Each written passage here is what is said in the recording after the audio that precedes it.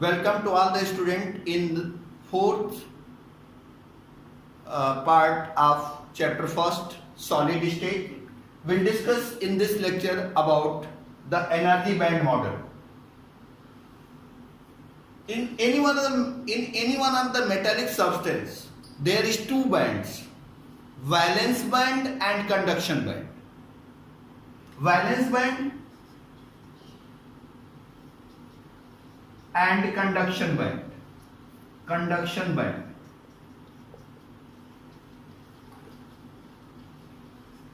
The lowest occupied band called valence band, and highest unoccupied band called conduction band. The energy difference between the valence band and conduction band, called energy gap. The energy difference between the valence band and conduction band called energy gap. In the case of good conductors, valence band and conduction band are quite joint with each other. Energy cannot flow. Energy cannot easily flow. Energy can be easily flow. Energy can be easily flow from valence band to conduction band. In other words, you can say electron can easily flow from valence band to conduction band, and the substance becomes good conductor, because valence band and conduction band are quite joint with each other. But in some of the case, valence band and conduction band have slight gap, so electron cannot be easily flow from valence band to conduction band at lower temperature, at normal temperature. But when you increase the temperature, the valence band electron get kinetic energy, and the valence band electron goes from valence band to conduction band, and the substance becomes semiconductor. So those substances which behaves as a insulator at lower temperature, but they behave as a conductor at high temperature, called semiconductor. In the case of insulator, valence band and conduction band are large gap. In the case of insulator, valence band and conduction band have large gap. Electron cannot be flow from valence band to conduction band. The substance becomes insulator. So this is about the energy band model. On the basis of energy band model, you have to be classified the semiconductors, good conductors, and the insulators.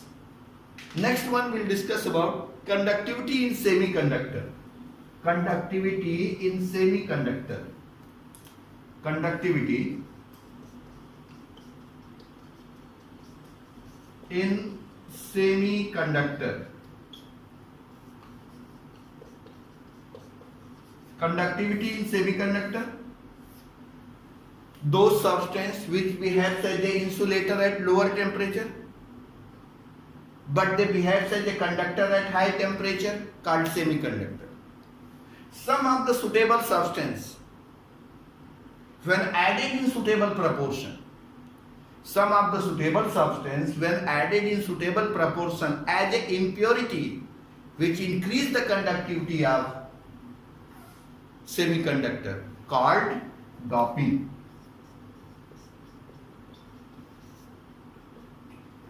So doping is a process to increase the conductivity of semiconductor.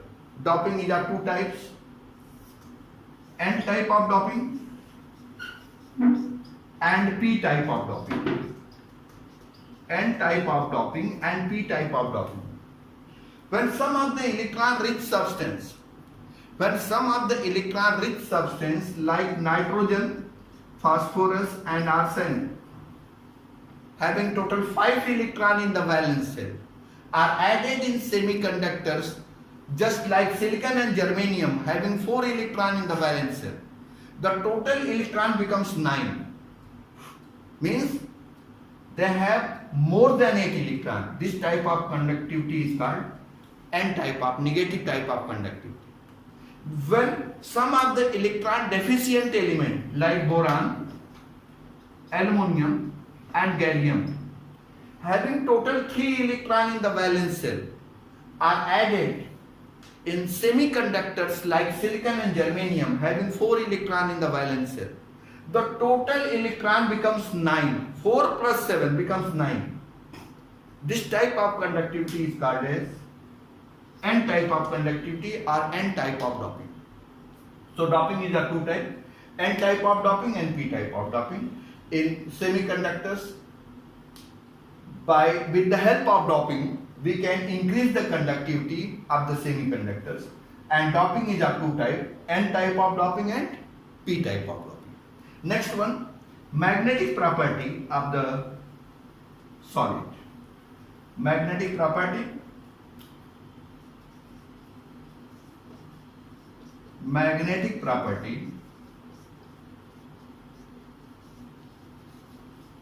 of the solid. On the basis of magnetic property of the solid is of different type. First in diamagnetic. Second one is paramagnetic.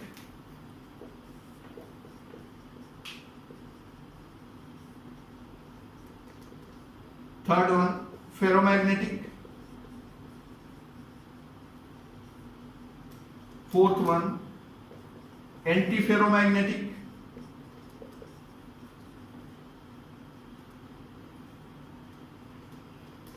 And fifth one ferrimagnetic.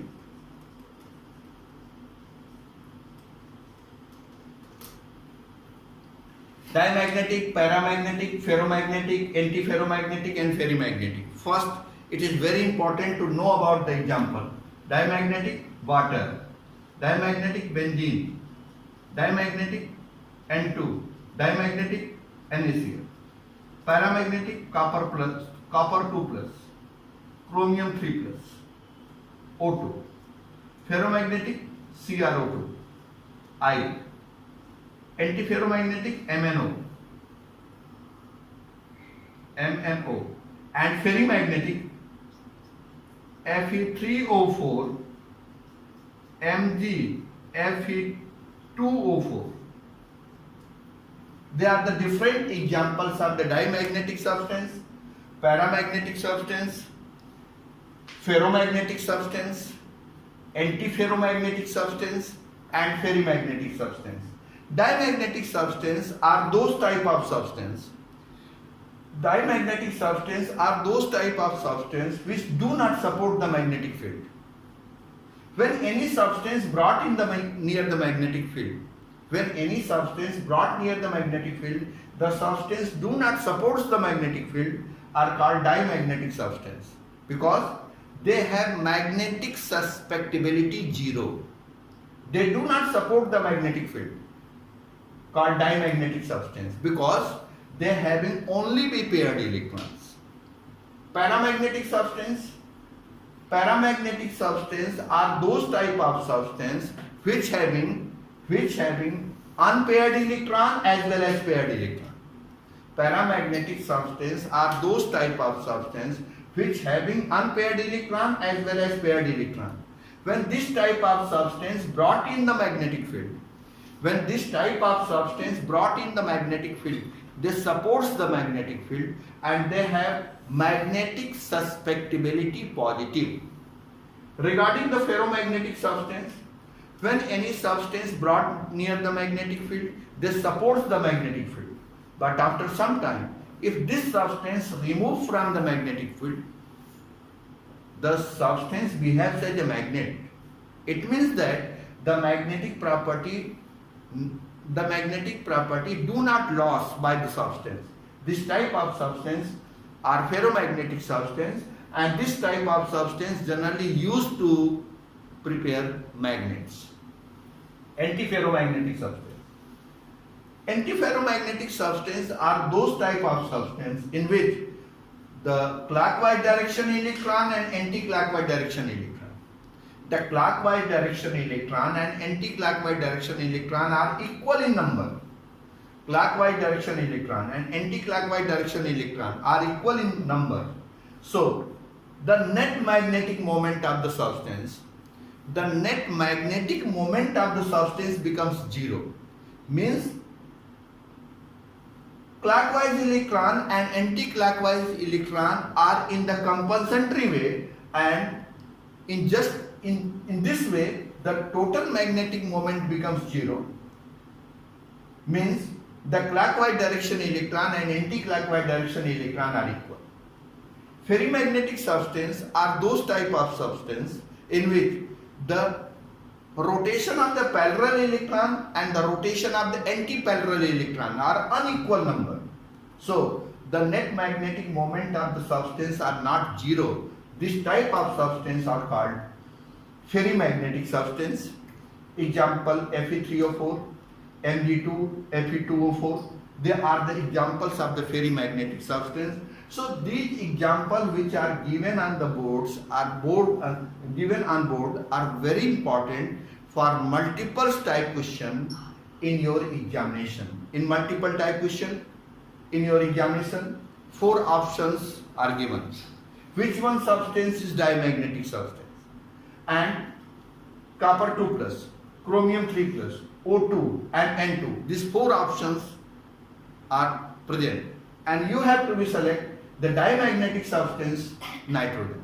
Similarly, regarding all the examples are important for the magnetic properties, and any one of the example can be asked in your examination. So learn carefully all these examples because they are very important.